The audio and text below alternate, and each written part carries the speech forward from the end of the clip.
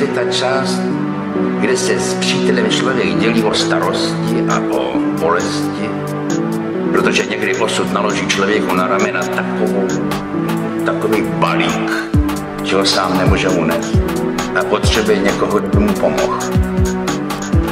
A to je funkce přátelství. Ovšem podstatou toho je důvěra a víra v toho přítele, protože právě přátelství znamená, že když někdo přijde k vašemu příteli a začne vás pomlouvat, tak ten přítel ty pomluvy vyvrací. Ten ví, že lžou, protože on vám věří.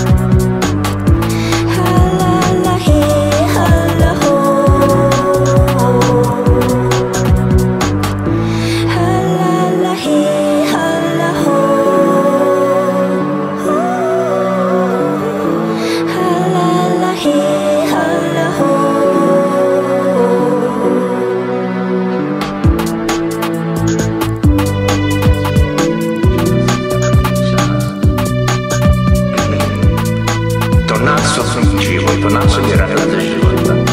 To dává člověku radost a příjemný pocit, že může být v blízkosti člověka, kterého obdivuje, kterému věří a kterého miluje. A současně mu to dává pocit, že sám je obdivován a milován a že se mu věří. To je ta jedna část, která nás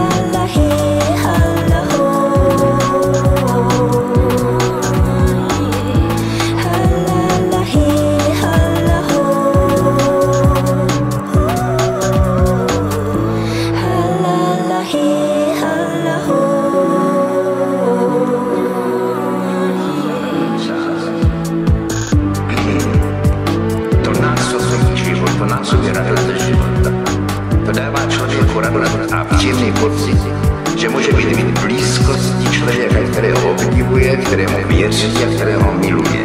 A současně mu to dává pocit, že sám je obdivován a milován a že se mu věří. To je ta jedna část, která nás souzí. A pak je ta druhá část, která dělí. A totiž to je ta část, kde se s přítelem člověk dělí o starosti a o bolesti. Protože někdy osud naloží člověku na ramena takový balík, že ho sám nemůže unést a potřebuje někoho, kdo mu pomohl. A to je funkce přátelství. Ovšem, podstatou toho je důvěra a víra v toho přítele, protože Pravé přátelství znamená, že když někdo přijde k vašemu příteli a začne vás pomlouvat, tak ten přítel ty pomluvy vyvrací.